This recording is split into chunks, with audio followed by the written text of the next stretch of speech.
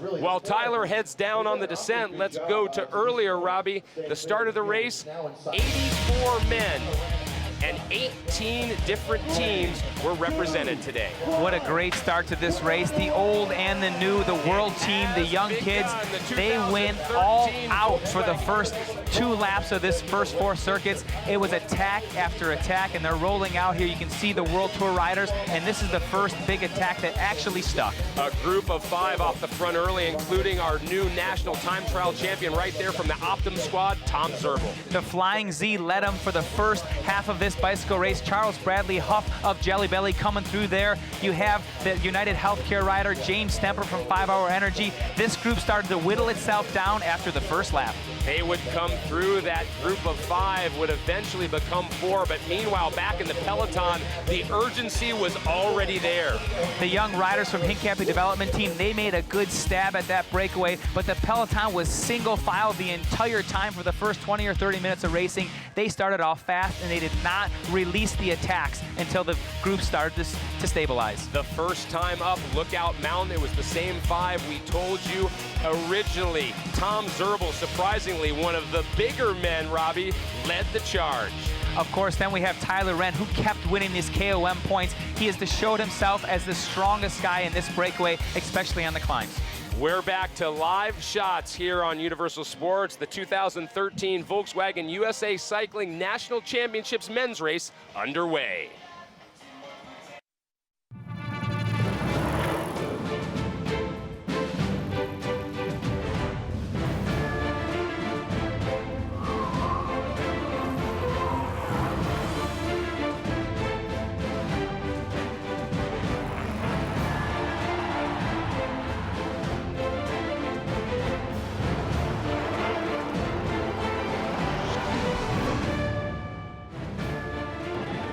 We have come to the scenic city, Chattanooga, Tennessee. The crowd has been building all day long. Close to 30,000 fans expected along the streets of downtown. Hello, everyone. Alongside 2-time Olympic time trial gold medalist Kristen Armstrong, as well as 12-year pro Robbie Ventura, I'm Craig Hummer. Robbie, after 7 years in Greenville, South Carolina, the Nationals have moved to Chattanooga. On paper, the organizers have put together a great course. Lookout Mountain looks to be decisive, but you also think it could be a youth wave versus experience. For sure. Lookout Mountain is going to be a pivotal point, but a lot of the riders seem to think that once that selection is made, then the real race is going to happen. The World Tour riders, many of them are here without any teammates at all. They've won 6 of the last 7. That's a huge, huge disadvantage to have no teammates in the peloton. But the real story today, guys, is the youth of American cycling. They're going to be on display here. The Hincapie Devo team, as well as the Bontrager team, are going to be here. They're hungry, they're very, very talented, and they're not intimidated by anyone.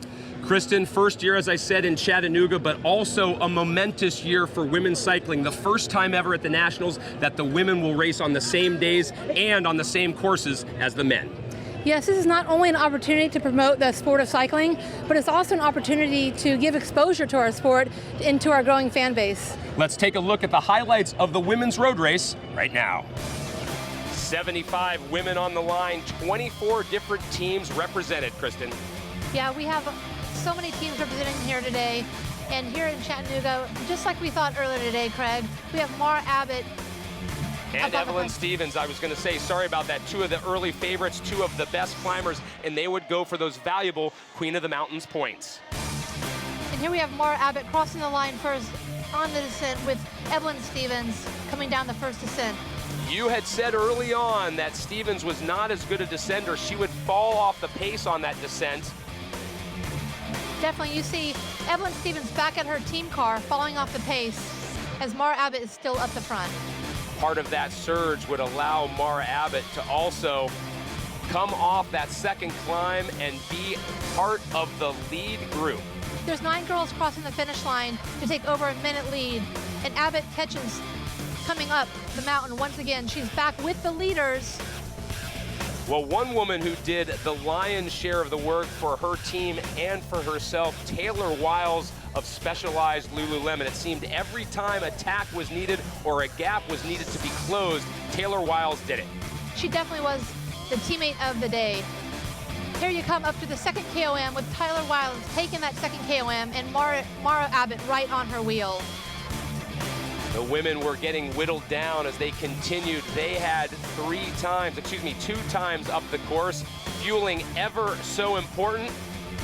Mara Abbott, as she caught the peloton on that second climb, she went off the front solo for a solo move. She started the final 3 laps with just over a 20-second lead on the chasers. Mara Abbott just having the ride of the day. She's out there solo, looking so strong, and unfortunately, she had a mechanical. Yeah, that's all that can happen sometimes in terms of having the ride of the day can change to the disaster of the day. That would cost her any chance of the win. The leaders would pass her. The one who made the most advantage of her mishap, Jade Wilcoxon from Optum.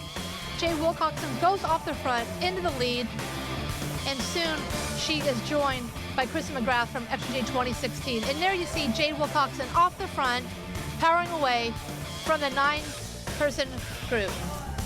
Unfortunately for Mara Abbott, that lead had disappeared, and you saw finally calling for the bike change as Wilcoxon surged to the front. Eventually, she would be caught by XRG 2016's Kristen McGrath. Definitely, and Wilcoxon, later in the day, she's gonna make a late move with Kristen McGrath. They're working well together.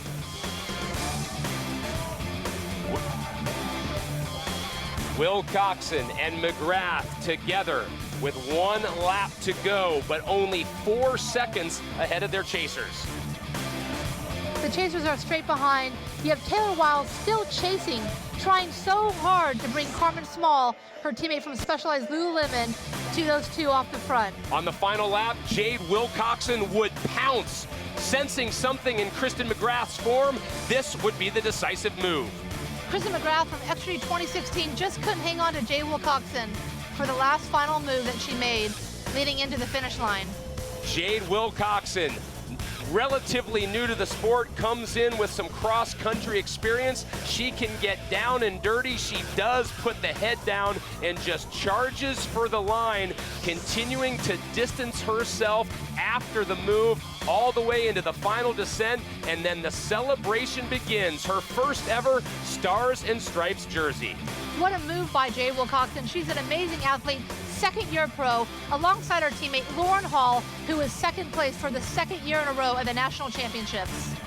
An amazing job by Lauren Hall to stick on Allison Powers' wheel, move around at the end. Allison Powers, a fantastic weekend, 3rd in the road race, and also 3rd in the time trial held a couple days ago. But the Stars and Stripes in jersey and all the accolades go to a well-deserving Optum rider, Jade Wilcoxon, your 2013 national champion for the women in the road race.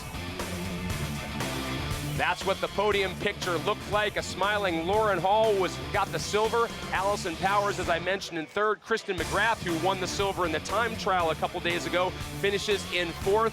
And Jackie Crowell rounds out your top 5. You go down into the back markers in the top 10. Mara Abbott, even with the bike chains, still finishes in 10th overall.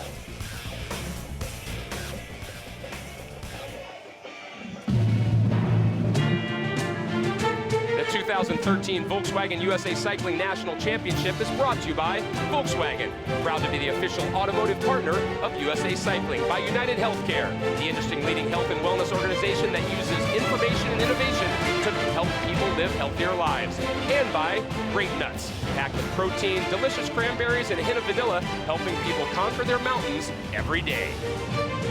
As they head out to Lookout Mountain for the 4th and final time, let's show you the course and what these men have been doing. It started with 4 small loops. Those were roughly 5 miles each. By the end of the day, all these men will have ridden over 100 miles, a century, in the heat of the scenic city and its environs, Chattanooga, Tennessee.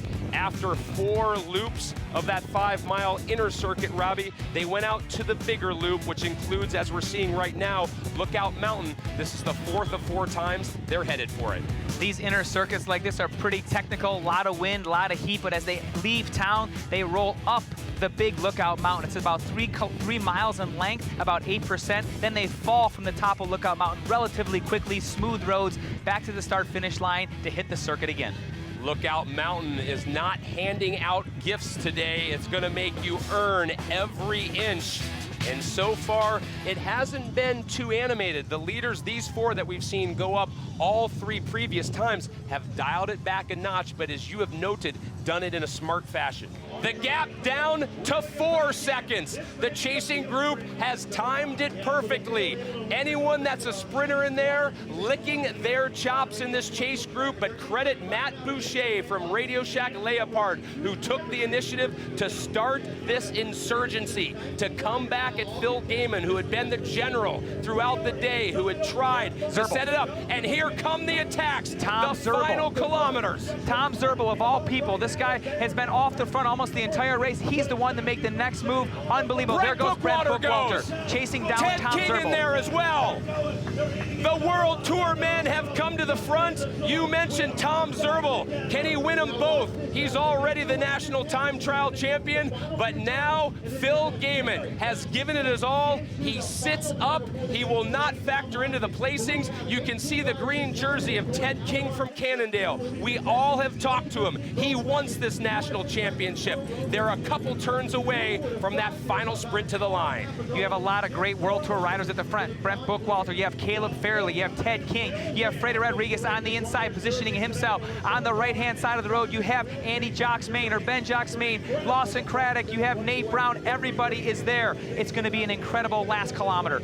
Off the front, Jelly Belly. And it looks like Freddie Rodriguez closing the gap to the Bissell rider. We're on the descent. We are going to have 1 turn left before it's decided. Brent Bookwalter in there, Garmin, Ted King in the green. Let's see how this sets up. They're around. Keep in mind, Freddie Rodriguez, we believe, is number 2. We're trying to see. The crowd is on their feet, dying to know. Coming around. Brent Bookwalter, Freddie Rodriguez. Walter have it. Brent Bookwalter for BMC. Will he be the national champion? Or will it be Freddie Rodriguez, number 97, with his 4th national championship? Freddie Rodriguez has just shocked the cycling world. A man who at the beginning this year was searching for a team, who had been tied with George Hincapie for 3 national championships as the most in history. He now adds a 4th, and he stands alone. For a while, it looked as though Phil Gaiman had done enough work. As we come in and look once again to the finish, Brent Bookwalter from BMC just nipped at the line by Freddie Rodriguez. In 3rd, it was Kiel Reinen from United Healthcare. A great race by him. You can see the disappointment. We'll be back. A well-deserved victory today for